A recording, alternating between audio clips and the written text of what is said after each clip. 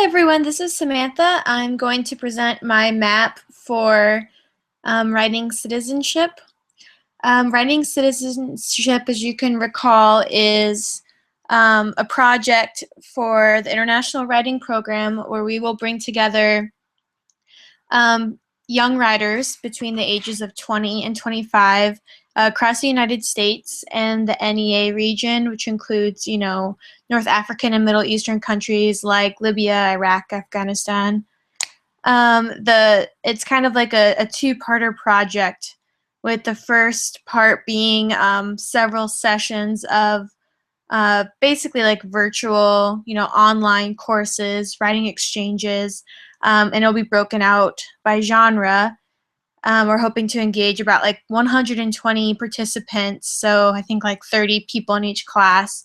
And after that, we will have a summit in Iowa City, Iowa, which is a UNESCO City of Literature. So lots of great writing stuff happening there. And the summit will be not just about creative writing, but about how to be an artist in some of these countries. And for those interested in social change, how can artists make things happen and, engage with their own communities once they leave Iowa City.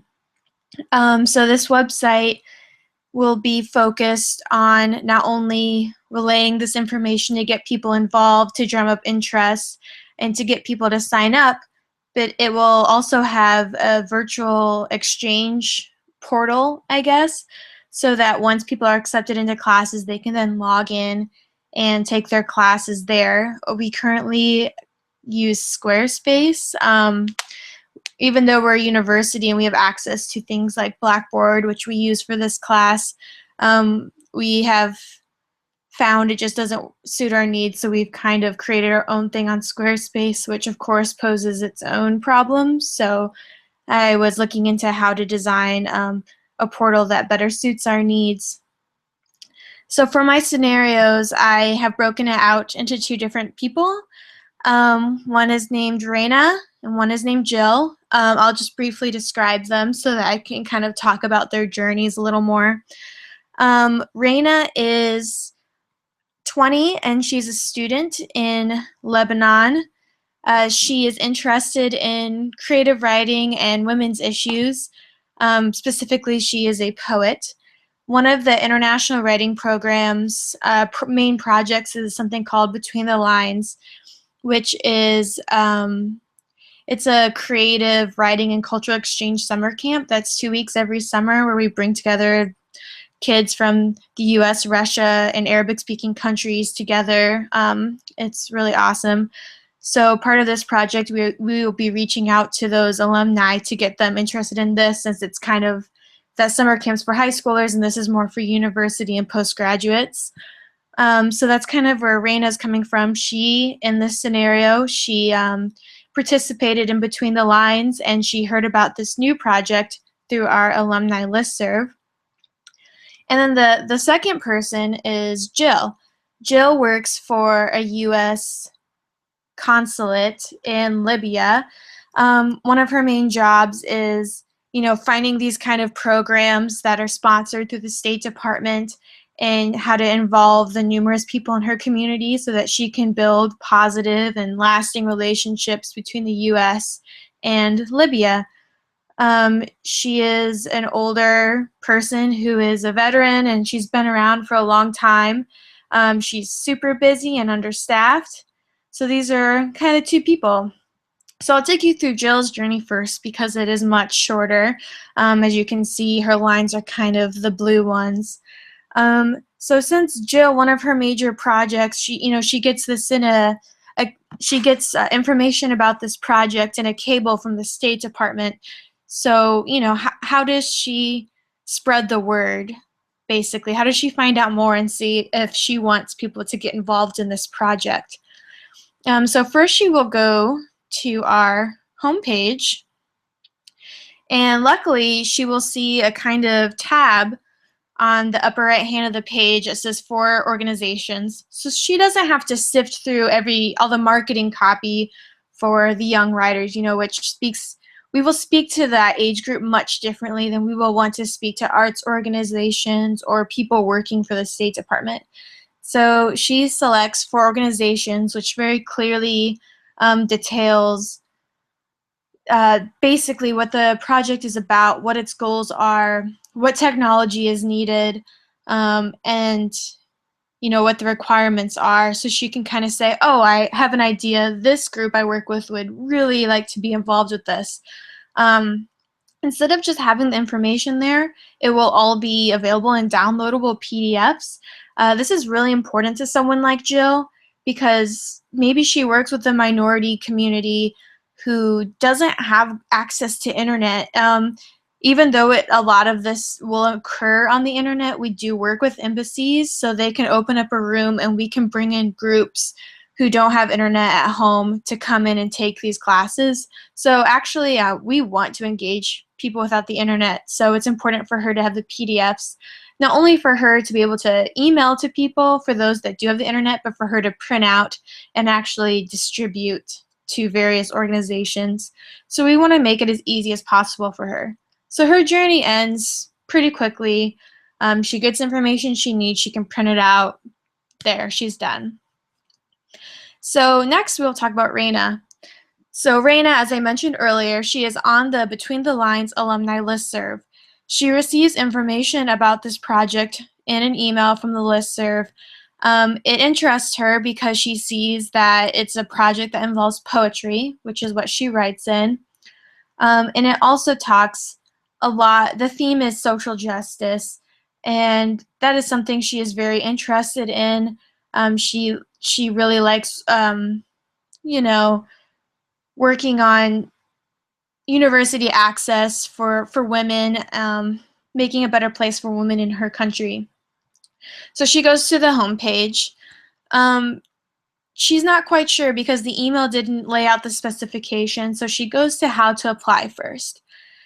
Instead of just outlining everything, because one of my goals for this website is, it's for American students, and it's also for those who are speaking English as a second or third language in these primarily Arabic-speaking countries, or maybe even like, for instance, Morocco, they maybe speak Arabic, French, and then English, so it needs to be pretty streamlined. So the how to apply page, as you can see, it's not just going to outline everything, it's really going to guide those who are interested through a series of questions. It'll only be like 1 question per page, then you go to, keep going to the next page. And if something, for instance, you're too old, you're too young, you don't meet any other eligibility, my apologies for that typo, there will be a message specifying why and outlining it, so that it's very specific to each person, because the International Writing Program has quite a small staff, and we really can't spend our time being like, oh, you're too old for this project. We really need the website to guide people and make it very clear. So it'll be a series of questions. It'll bounce you out to a not eligible page, which will specifically tell you why. If you get through the questions and you're eligible and you're ready to go, you're going to submit via Submittable, which is very common in the creative writing field. We don't want to recreate the wheel by having our own submission portal. We do have one, but it's not optimized for a lot of browsers that these countries are using, so we just like using Submittable. It's easier for everyone, including our team. So once Raina submits through Submittable, she has all of her materials turned in. She'll be redirected back to our home page. At that time, as you can see here, she's redirected back to the home page. She's really excited about it. We don't want it to be a one and done. She applies and forgets about it. We want to build on that excitement. So we kind of have a little blog function. And I'm thinking that maybe we'll tag a few student leaders we'll have on hand to be the writers. We'll have interns get into it, and we'll have this social media integration so that people can kind of keep track of what's going on and stay excited. Okay, the good news is Raina has received an email that she has been accepted into a course, which, as you remember, she's into poetry, so she got the poetry class. So in the email, there's a link to the homepage, and there's going to be a login button. So basically, if you were just interested and you're poking around, the website still functions as a brochure website. But once Raina now is able to log in, she creates an account, and I think we'd have to integrate some kind of code that we provide to make sure that we're not having all these people create an account when it's unnecessary. So only the people who will be accepted can create an account. But she logs in, and now she's getting into a more internal part of the website, which just for now I'm loosely calling the Exchange portal. So basically, she is now in the portal, she's in a class, she's in the poetry class. So the first thing she's going to be guided through is a Getting Started module. This will include training videos of how to use the website, and then rules of conduct, including how to act on the message boards, but we might also want to specify, trigger warnings or things like that. Especially this age group, we really have to think about how we want these two different cultures to interact. And then there'll be, of course, a syllabus. And again, I really want this to be a kind of thing where the user is really guided through this getting started process, so they're not just bouncing around and emailing us because they can't find something. We want to really force them to go through these things. So once Raina is done with the Getting Started module, then she'll kind of have free range to the other parts of the Exchange portal.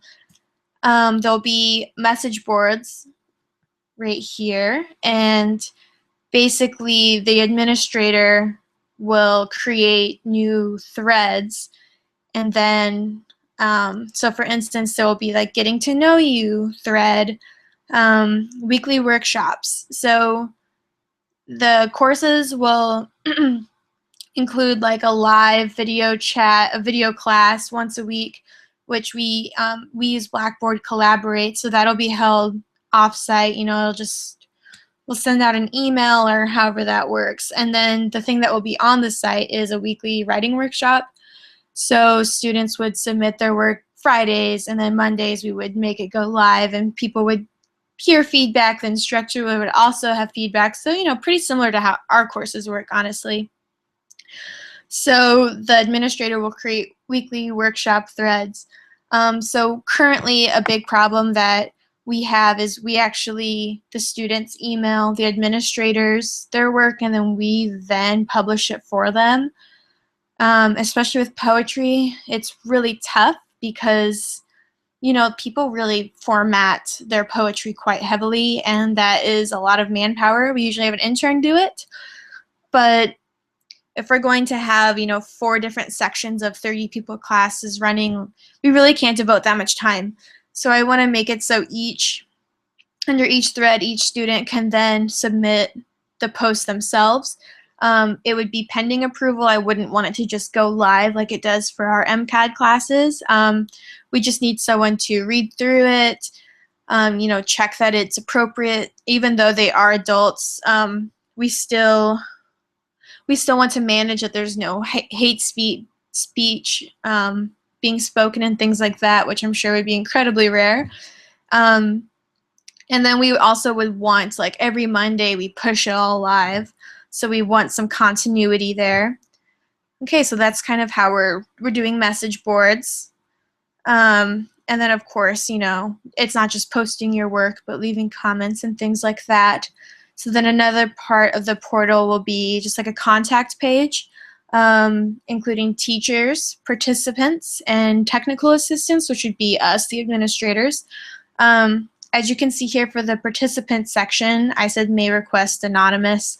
As I've kind of mentioned before, it can be dangerous for some of these students to even write and submit poetry, especially if they ever want to be even slightly critical of their governments. We don't want to force students to make their information public, so it will be maybe a part of their acceptance.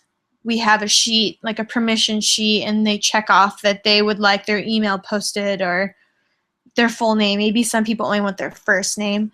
So that's kind of nice. Since they are, maybe like if they were high school students, we wouldn't put their email addresses for fear of bullying and things like that. But because they're adults, I think it'll be nice if they form tight friendships and then they want to start emailing off the website. But we'll have to kind of think through that a little bit more.